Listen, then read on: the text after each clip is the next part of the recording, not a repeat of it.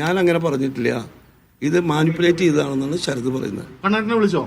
പിന്നെ ഞാൻ എൻ്റെ സുഹൃത്ത്, എൻ്റെ നേതാവല്ലേ ഇപ്പോൾ പാർട്ടി, എൻ്റെ നേതാവാണല്ലോ. അപ്പോൾ ശരത് പറയുന്നത് ഞാനിങ്ങനെ പറഞ്ഞിട്ടില്ല. 5 കൊല്ലം മുമ്പ് ഞങ്ങൾ രാത്രി സംഭാഷണങ്ങൾ നടത്താറുണ്ട്. പിന്നെ ഇത് പറയുന്നത് ആരപ്പോൾ നിങ്ങളൊന്ന് ആലോചിക്കണം. പണ്ട് സർദാർ ചന്ദ്രബോസിനെ കൊണ്ടു നടന്നിരുന്നു വിമോചന സമരകാലത്ത്, പഴയ പാർട്ടിക്കാരനെ. മനസ്സിലായിട്ടില്ല? ആ കഥയൊക്കെ നിങ്ങൾക്ക് അറിയില്ല, പഴയ കഥകൾ ആലോചിക്കണം. അപ്പോൾ ഇതിലുള്ള പ്രശ്നം എന്താ? ഇവൻ പറഞ്ഞു എന്ന് പറഞ്ഞ ആളും ഇവൻ അത് വോയിസ് മാറ്റി കൊടുത്തവനും രണ്ടുപേരെയും പാർട്ടിയിൽ നിന്ന് ഇപ്പോൾ പോയി, പുറത്ത് പോയി.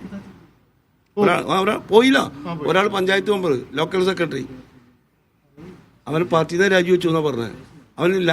ഇവൻ്റെ കഴിഞ്ഞ തെരഞ്ഞെടുപ്പ് കാലത്ത് നിലമ്പൂരിൽ നടക്കുമ്പോൾ അൻവറിൻ്റെ കൂടെയായിരുന്നു, ഇപ്പോൾ അവൻ രാജിവെച്ചു എന്നാണ് പറഞ്ഞത്. അവനാണ് ഒരാൾ. രണ്ടാമത്തെ ആളും പാർട്ടിയിൽ നിന്ന് ഏരിയ കമ്മിറ്റിയിൽ കഴിഞ്ഞ ഏരിയ സമ്മേളനത്തിൽ ഏരിയ കമ്മിറ്റിയിൽ നിന്ന് ഒഴിവാക്കിയ ആളാണ്. അവൻ ഇവന് ഫോൺ സംസാരിച്ചു എന്നാണ് പറയുന്നത്. ഞാനിതൊന്നും സീരിയസ് ആയിട്ട് കാണുന്നില്ല. രാത്രി എന്തെല്ലാം സ്വപ്നങ്ങൾ ആളുകൾ കാണുന്നുണ്ട്. എനിക്കെതിരെ നിങ്ങളൊക്കെ പറഞ്ഞു കൂട്ടി ഇതിന് കയ്യും കണക്കുണ്ടോ? എൻ്റെ വീടിൻ്റെ പടം എടുത്തിട്ട് 25 കൊല്ലം മുമ്പ് ഒരു ഓടിട്ട വീടിൻ്റെ പടം എടുത്ത് കൊടുത്തിട്ട് ഇതൊരു സൗദ എന്ന് പറഞ്ഞ് പത്രത്തിലൊന്നും ഞാൻ കണ്ടു. എന്നിട്ടൊന്നും ഞാൻ പേടിച്ചു പോയിട്ടില്ല. അതിനുശേഷം ഞാൻ രാജ്യത്ത് ജീവിച്ചു. ഇതൊന്നും എനിക്കൊരു പ്രശ്നമേ അല്ല. എനിക്കൊരു ഉദ്ദേശം ഉണ്ടാവില്ല. നിങ്ങളെപ്പോലുള്ള കുറെ ആളുകൾ കൂടി ഉണ്ടാക്കുന്ന പ്രശ്നമായിട്ട് പറഞ്ഞില്ല. എനിക്കറിയില്ല. പറഞ്ഞില്ല, ഒരുത്തം പാർട്ടിയിൽ നിന്ന് പുറത്തായി. അപ്പൊ അവനൊരു ഓഡിയോ കൊടുത്തു. നിങ്ങൾക്ക് നല്ല മാർക്കറ്റായി. എന്നെ പട്ടി കടിച്ച വാർത്തയല്ല, ഞാൻ പട്ടിയെ കടിച്ച വാർത്തയാണ്. അതപ്പോൾ നിങ്ങൾക്ക് ആവശ്യം.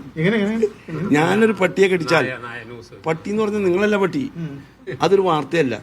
ഞാനൊരു പട്ടിയെ കടിച്ച വാർത്തയാണ്. എന്നെ പട്ടി കടിച്ച വാർത്തയാണോ?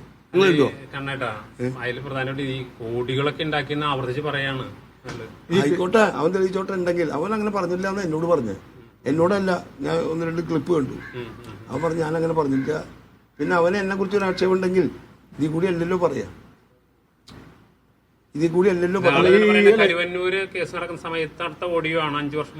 കരുവന്നൂര് ഞാനും തമ്മിൽ എന്ത് ബന്ധം? ED സമർപ്പിച്ച ചാർജ് ഷീറ്റിൽ MK കണ്ണൻ ഇല്ല.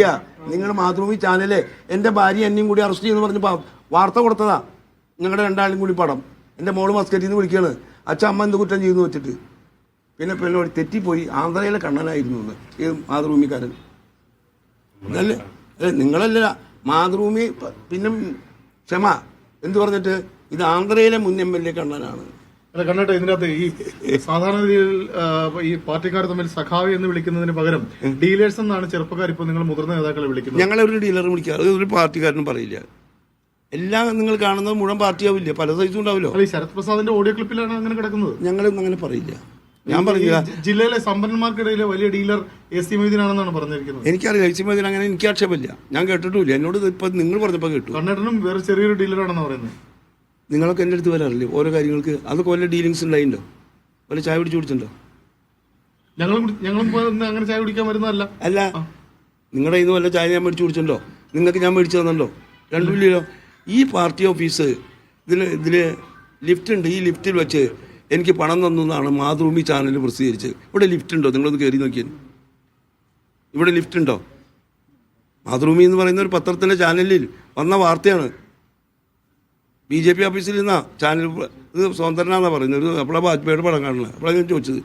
അന്ന് നിങ്ങൾക്ക് ഓർമ്മയുണ്ടാവും, ഞാൻ അവിടെ എന്നെ കാണാൻ വന്നപ്പോൾ ഇത് പ്രസിദ്ധീകരിക്കാനും പോകുന്നത് നിങ്ങൾ എന്നോട് ചോദിച്ചെങ്കിൽ ന്യായമുണ്ട്.